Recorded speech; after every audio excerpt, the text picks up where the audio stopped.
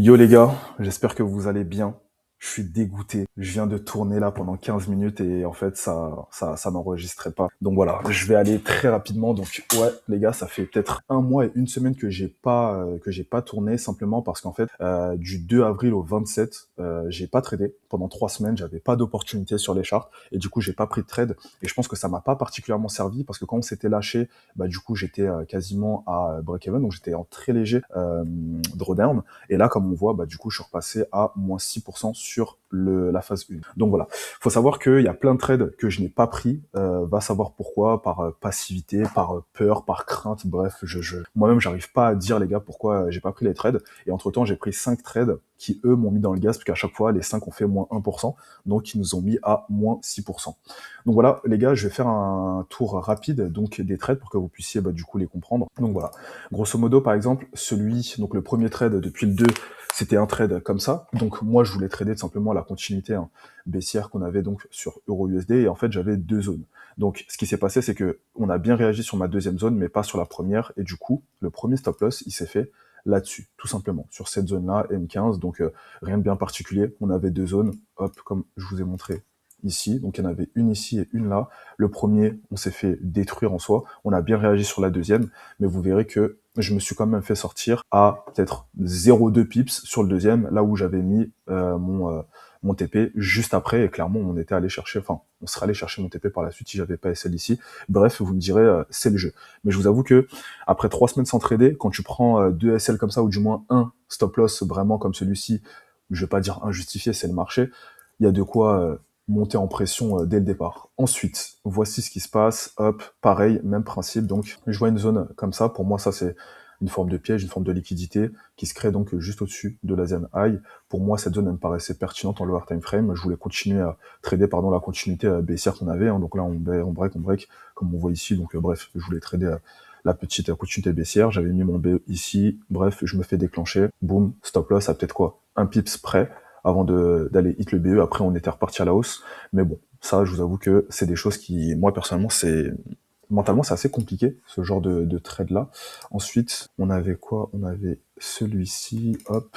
Donc là, il y en a deux. Les deux, là, je me suis fait SL. Et en fait, on voit que la bonne zone, c'était la zone 1 heure qu'on avait ici sur GBP USD. Pour moi, les trades, là, ils étaient pertinents. Peut-être celui-ci un peu moins en soi, quand on dézoome, quand on regarde un peu le graphique, pardon, sur des time frames comme le 1 heure, on se dit que celui-ci, pourquoi pas, surtout que bah, on voit qu'on vient bugger un peu sur la zone. De toute façon, on m'avait pas déclenché ici, c'est que ici qu'on m'a déclenché.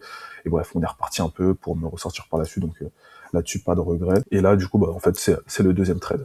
Donc, par rapport à ça, les gars, je vous mens pas. Donc, à partir du moment où j'ai repris à trader ici, je m'en veux pas mal parce que il y avait tellement d'opportunités sur le marché.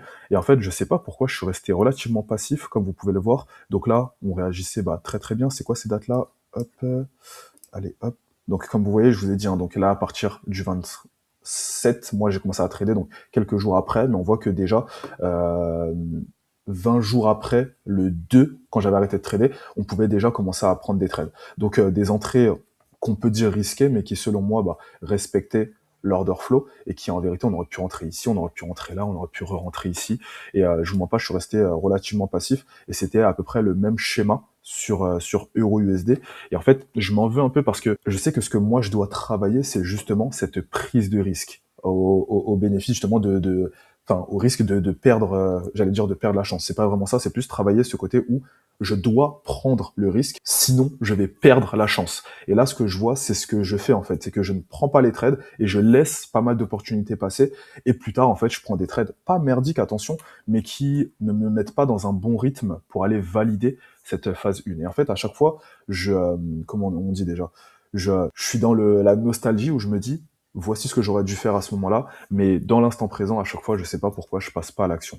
Donc, encore une fois, au moins, le fait que ça soit partagé publiquement, je sais que ça va plus m'alerter sur ce point-là, où je me dis, tu vois un trade, tu vois quelque chose de pertinent, à partir du moment où pour toi ça fait sens, que tu es capable de l'expliquer, et que bah du coup, c'est assez cohérent en soi, il faut prendre le trade. Ça, c'est un des gros points qui me porte le plus préjudice, qui fait qu'aujourd'hui, encore une fois, sur la phase 1, bah du coup, je suis à moins 6%, là où, comme je vous dis, franchement, les gars, là, sur les 2 à 3 dernières semaines, oh là là, le nombre de trades que j'ai regardé, que j'ai laissé passer, et je ne saurais même pas vous dire pourquoi j'ai pas pris le risque, c'est ahurissant. Enfin bref, là sur la semaine qui arrive, moi voici comment enfin ce que je vois du moins sur le dollar, sachant que le dollar là, par rapport à euro USD, il est assez en retard, ou peut-être que c'est euro USD qui est en avance sur le dollar. Moi je vois bien un dollar continuer à descendre légèrement pour pouvoir prendre de l'élan et repartir à la hausse, parce que honnêtement, sur les grandes unités de temps, je vois pas d'intérêt particulier à descendre plus bas. Maintenant, à voir ce qu'ils vont annoncer au niveau, comme d'hab, des guerres, du détroit d'Ormuz, etc. J'ai vu que là, c'était de bon augure, avec la Russie qui mettait un peu fin à la guerre avec l'Ukraine. Pareil, que ça soit donc là l'Iran avec les États-Unis, un petit peu, ça s'est légèrement calmé, mais bon, on est à l'abri de rien, j'ai envie de vous dire. Donc à voir. Mais en soi, si on parle purement graphique, je vois pas d'intérêt à drop particulièrement plus bas. Donc voilà. Ensuite, par rapport à EU, pourquoi pas aller chercher cette zone-là pour pourquoi pas drop par la suite. Enfin, ça c'est la semaine qui nous le dira, mais j'ai rien de très concret sur Euro-USD, là où j'attends de voir comment le dollar va réagir pour ajuster par rapport à EU. Donc voilà, je reste aussi assez veillant sur GBP USD, mais j'ai rien de très pertinent. Pour moi, les coups qui étaient à jouer, c'était vraiment donc sur la semaine dernière, comme vous le voyez ici, sur les zones 1 heure à chaque fois, sur lesquelles on vient mais vraiment réagir très proprement, je trouve. Et voilà. Donc sur cette semaine, je vais me montrer, attention, pas passif, je vais regarder, je vais veiller, je vais être attentif, et puis s'il y a des trades à prendre, je les prendrai, et je vous ferai un récap donc sur la semaine prochaine. Donc voilà les gars.